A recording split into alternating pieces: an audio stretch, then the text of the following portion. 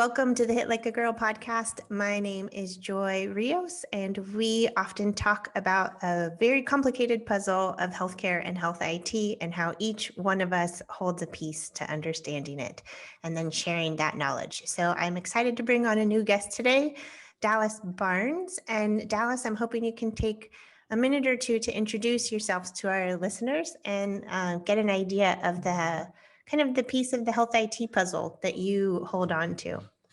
Yeah, awesome. Thank you so much for having me. My name is Dallas, as you mentioned, and I am the founder and CEO of a digital health company called Reya Health. We have a platform for personalized contraceptive counseling. So really what this means is helping people with ovaries navigate birth control, everything from matching them to the right birth control option for them, helping them track and monitor any side effects or symptoms or changes really that they might experience, or really their overall use with the birth control option, hormonal and non-hormonal, and enabling them with personalized tools, resources, information, and support so that they can feel confident and comfortable with their birth control journey.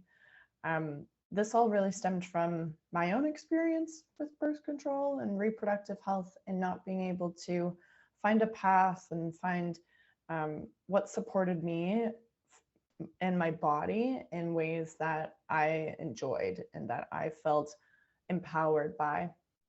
And so we now have a system and a process that uses smart algorithms, evidence-based science, and human-centered design to enable individuals in this journey.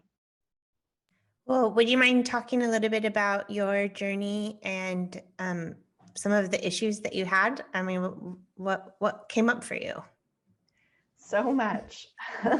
I kind of began my journey like most people. I would say a lot of us anyway start on birth control or start paying a little bit more attention to our reproductive health in high school or early in adulthood. I first went on birth control when I was starting a new relationship. I was like 16 or 17 or something, and like I knew, starting to be sexually active. Birth control, that's something that people do. And I knew that there were condoms and the pill. And that was about it. And I went to my family doctor, who also saw my dad, and was very uncomfortable going into that visit. And I kind of wanted to get in and out of there as quickly as possible. And so I had left very soon after entering the doctor's office with a pill pack and a new prescription that, I can't remember what the name of it was because it was just kind of handed to me. And that then began my long, arduous journey with birth control. So I soon started to feel different and unlike myself. I then started trying different options, experiencing all different types of side effects. This then went into university when I was studying, and I was on one method in particular, different from any pill options at this point, but my body just started reacting so adversely. I was experiencing chronic ovarian cysts, chronic UTIs, often had different bacterial infections going on. And I was just living in constant pain and discomfort. And physicians were like, no, it's not your birth control. Your body's just changing hormonally. And I'm like, I get that. I know that that's like a thing. But also, no, like I wasn't getting the answers that I wanted. I wasn't getting the information or support that I wanted with these cysts that I was having and experiencing. I actually started to meet with different specialists, and I really wanted to get to the bottom of it. And I was often dismissed and, told that it's just normal, your body's changing, take some Advil. And I actually started missing a lot of school, a lot of my university courses. So a walk-in doctor actually gave me a doctor's note that excused me from my classes for an extended period of time if the pain was too debilitating that I couldn't get out of bed. One time a cyst was so debilitating that I was admitted to the hospital. And that was the last straw for me. I was like, this is insane. It should not be this difficult to, find a birth control option that I like, and it shouldn't cause so much discomfort. I, excuse me, I am a strong believer that birth control is healthcare, of course, but healthcare should not make somebody feel uncomfortable. It should be, empowering and setting somebody up for success. And we should find trust and solace in our health. And I just wasn't. And so I ended up taking matters into my own hands and tried to learn all that I could about birth control, the female body, my body, and how those two could work well together. Again, hormonal and non-hormonal. I really wasn't, I wanted to understand all options that were available to me. Through that experience, I ended up finding an option that I thought could work really well, and I loved it. I went and asked my doctor, got a prescription for it, pretty easy as that. And that was one of the best options that I've ever used. And that experience in itself was so liberating. And I started sharing little tidbits with my friends and my family, and like, oh, you're thinking about birth control? Well, ask your doctor this, or ask yourself these questions, or think about this before you decide on a method. And people were loving it. They're like, oh my God, I've never thought about that before. And around the same time, actually, COVID happened. This was just the beginning of 2020. And I was out of a job. We were doing in-person training in remote communities, and it was just too dangerous for us to continue doing that. And so I was kind of sitting there at home in my apartment wondering, okay, how am I going to spend my time?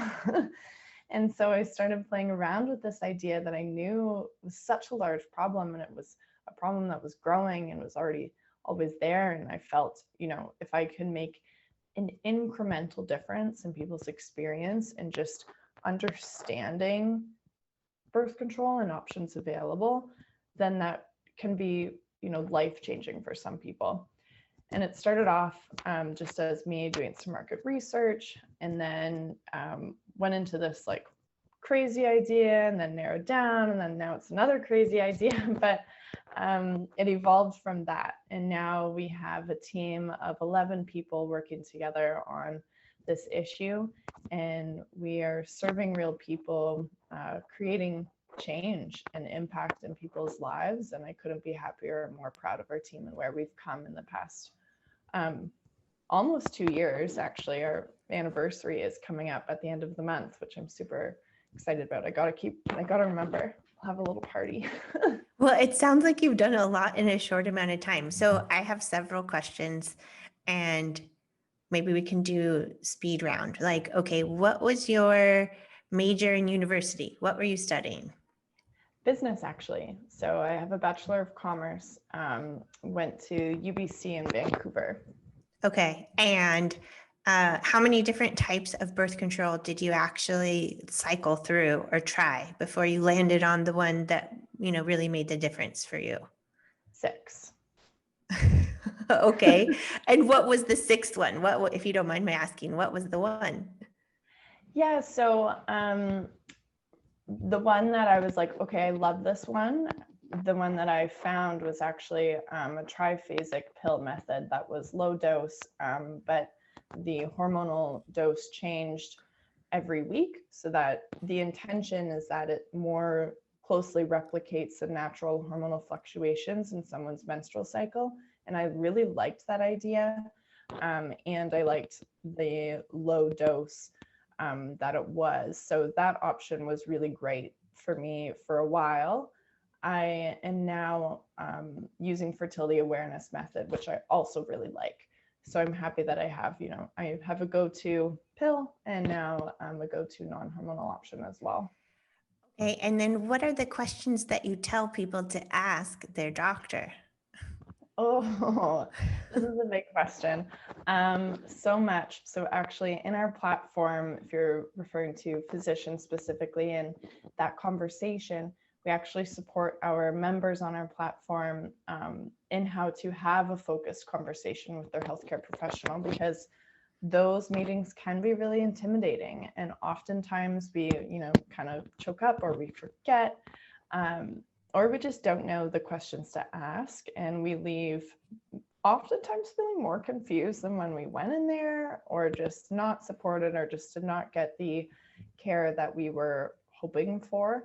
And so oftentimes we do, I would say across the board, be prepared and come with a list, write down your questions, write down different thoughts, different methods you want to learn a little bit more about. You might not even have the specific questions that you yourself want to ask, because what is important to you is what's important to you. It might not be what is important to me. So we, in our platform, help individuals frame these conversations around what our system knows about them. And so they would really have to, we curate that conversation based on their entire journey with the platform thus far, and what we know about them, their lifestyle, their preferences, their hormonal profile, medical history, past experience with birth control. This is what our system takes to match them to the best birth control option for them, but also help them curate a path going forward and a personalized birth control plan. Okay, so are you guys, and you're from Canada, and the company is based out of Canada. Are you supporting just Canada, or also people with uteruses in the United States? So at the moment, we're unfortunately just limited to Canada. We are an early stage startup, limited. I mean, it's been 2 years. Like, that's a lot to take on in a short period of time. Yeah, and so, and you know what? It's such unfortunate timing, and such dire situations with Roe and everything that has been happening in the US. And it certainly has pushed me to think about our plans for expansion below the border. It's always been something that, of course, is on our radar as a business. It's just a larger market, larger opportunity for sure. And we want to continue to create impact for people and help people. It certainly had me look at that roadmap a little bit closer, and, do we want to speed it up? Do we just, drop everything and jump borders right now?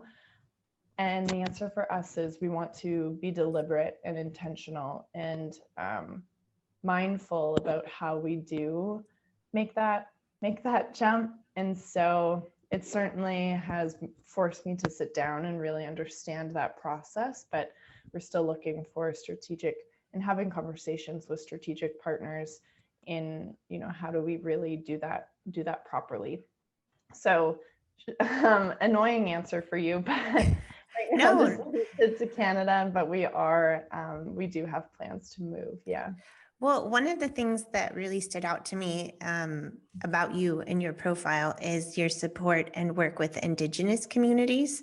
So can you talk to me a little bit about what work you are doing, with that population?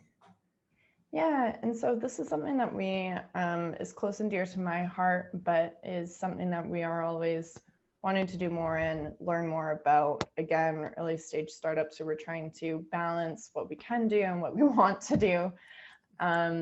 So we have been engaging with the community on various indigenous communities. I can't speak for, they're not, Yeah, it's not just one. There's thousands. Yeah. And so we've been interacting with a few in Canada, and on more of an educational basis, and bringing them into the conversation, creating a platform for them to speak about their experience within healthcare. What is Indigenous women's healthcare look like, especially in remote communities? Access to internet and Wi-Fi is certainly limited in communities, but it does make information a little bit more accessible because we have that digital platform. So when they do have access to it, we have web-based versions, and we're launching our mobile app. So it creates more of a safe space for somebody to ask questions, learn about their body, get the information that they need. We want to be cognizant of the different barriers and of the different limitations within these communities. So actively working to further understand what those are and where in our process and in what we're doing that we can solve and fill some gaps.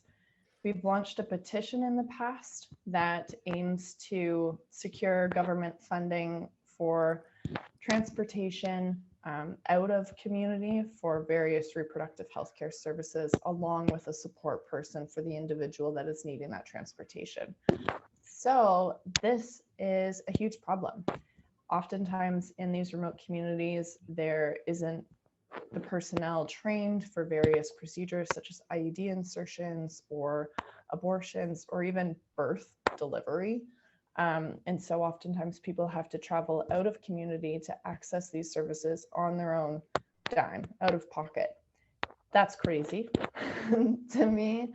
And so we have been petitioning to secure government funding for that support. Actually, another side plug. Sure. I'm the advisor for a new organization in Canada called Femtech Canada, and we are filling out our board with diversity and representation at the forefront. So we call ourselves Femtech Canada. So it's, you know, a land-wide organization, and we want to be deliberate and intentional in representing all voices in all communities. And right now we are, I guess, recruiting or, you know, talking to individuals that can really bring those perspectives to the table.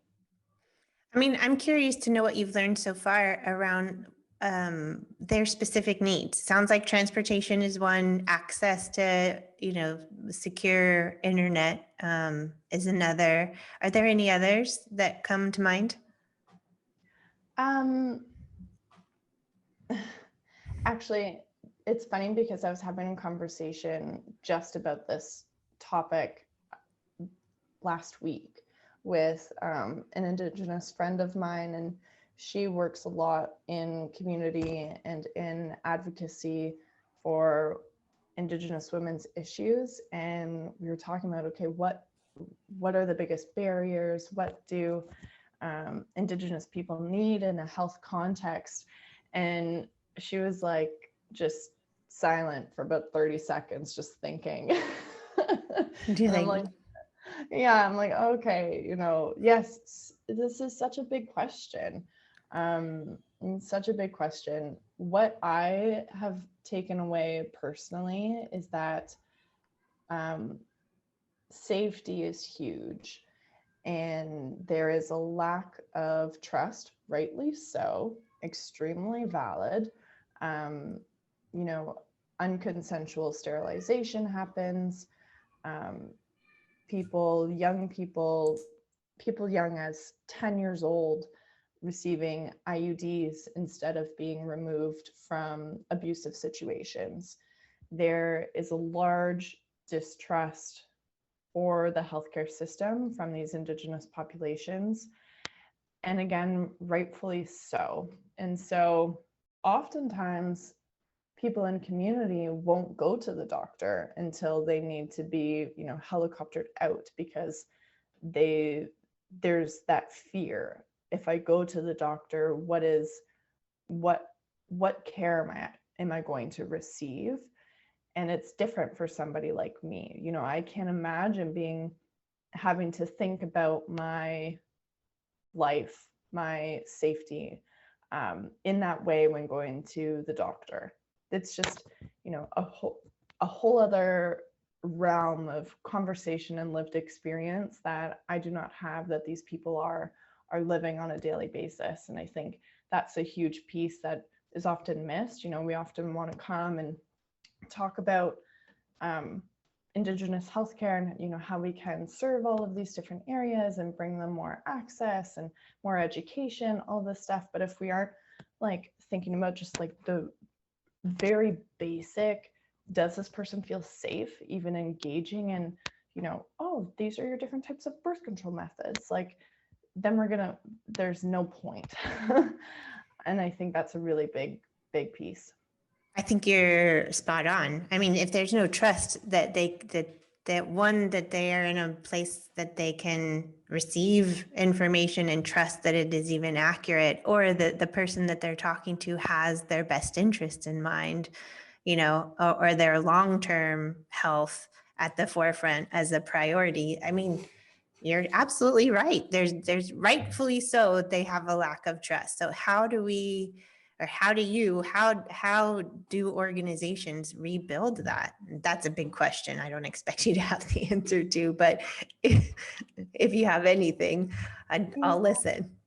And I'll let you know when I figure it out. And I think that is the truth of it, is that I am still learning. We are still figuring it out, and I think we'll always still be learning.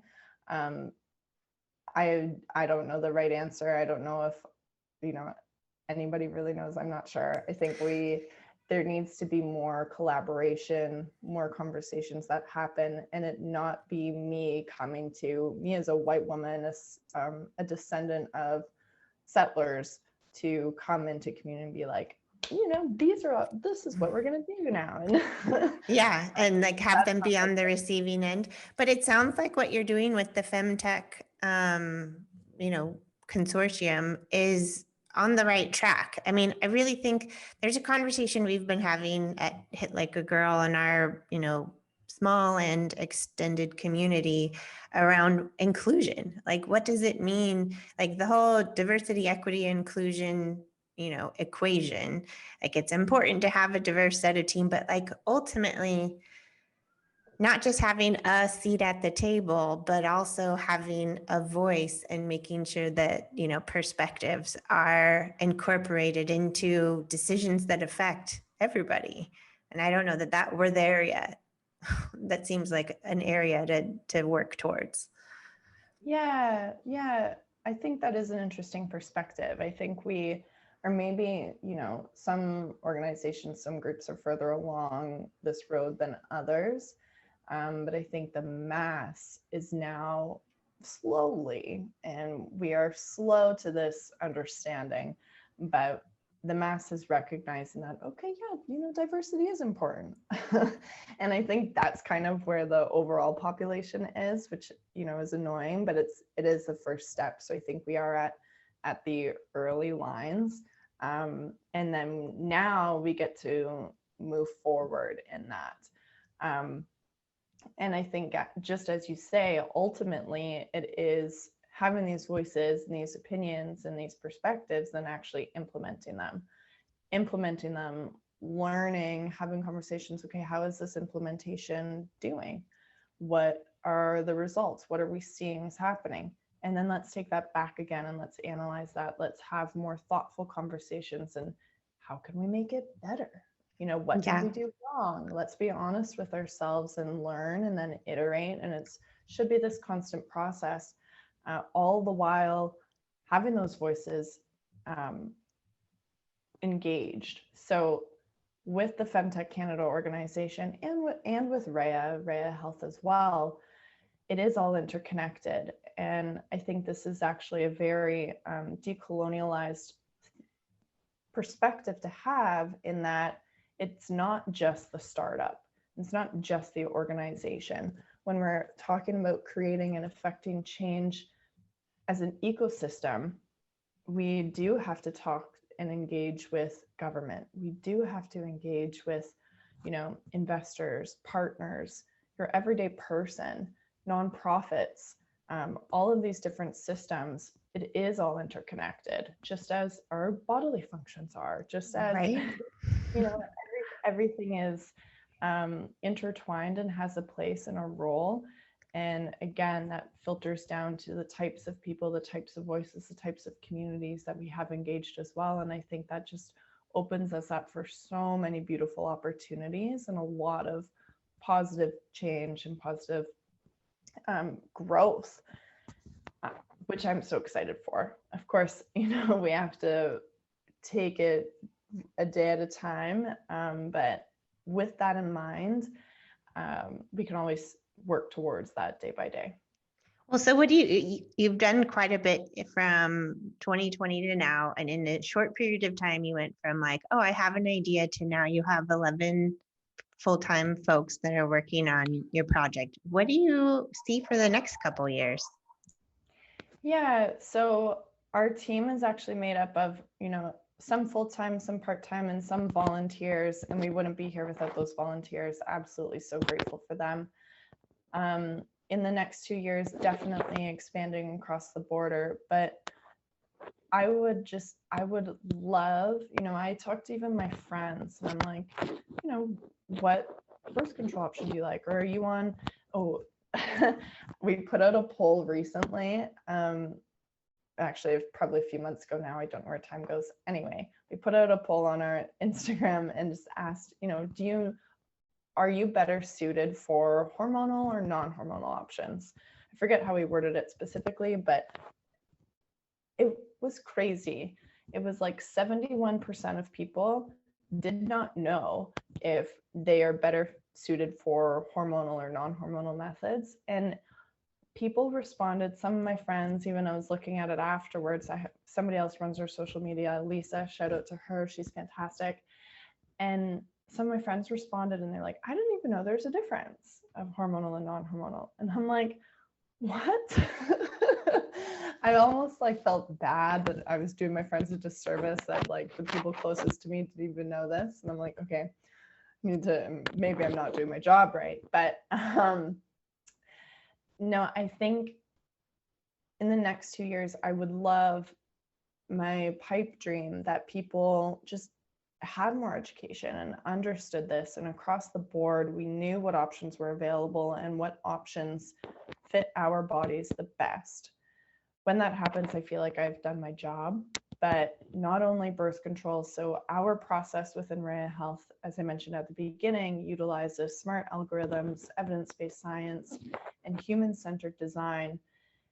And we want to take that process, those fundamentals, and replicate it and use it in other areas of reproductive health and in areas that are the most stigmatized. So not only birth control, but then working in STIs and support and information there, and support and information that is personalized and puts the individual at the forefront so that they are enabled and empowered going through these situations.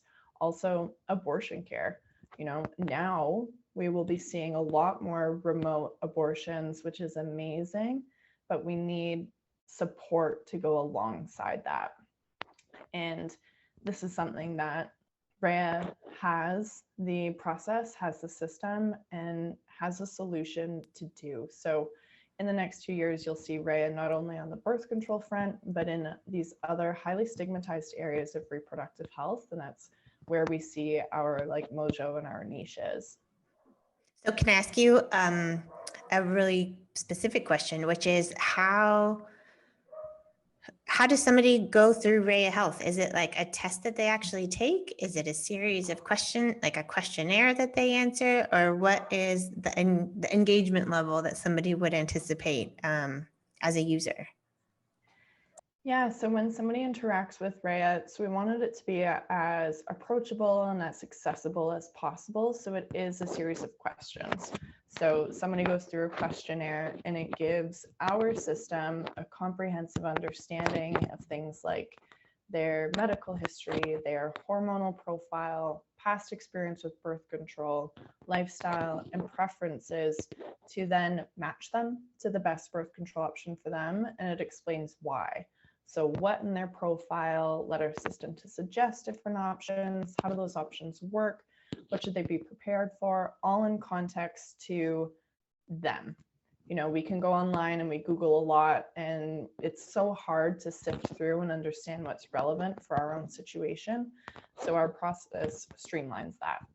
We are working on that access piece. So working with different partners to facilitate birth control access, because right now we have the pre-information and support, and then the post-information and support. So when somebody starts using a new birth control option, or if they're already using a new option and they just want to figure out, okay, is this option actually working for me or not? They're able to go through our birth control boundary and side effect and symptom tracking. So it's almost similar to like a period tracking app, but specific for your birth control experience. And again, providing personalized insights into that journey so that they, at the end of the day, can figure out, you know, do I like this option or not? And is this option a good fit for my body and my life or not? That sounds fantastic. So if somebody wanted to engage with Reya, how would you direct them? Well, and also to find you, how would you direct them? How are you most accessible? Yeah, so at the moment we have a web-based platform. It's still pretty new, so we're still learning, having conversations with our users and iterating on it. But the best way to get started is just going to our website, www.reyahealth.ca. And we have our email on there. Our inbox is always open, but our DMs are always open as well. So you can find us on Instagram, TikTok, LinkedIn, just at Reya Health. And I'm easy to find through that as well. Awesome. I'm going to find you guys on TikTok and see what you guys do there. Please. Well, it's been a pleasure to get to know you, Dallas, and everything that you're doing. Thank you for coming on the show. Thanks so much, Joy. It was so much fun.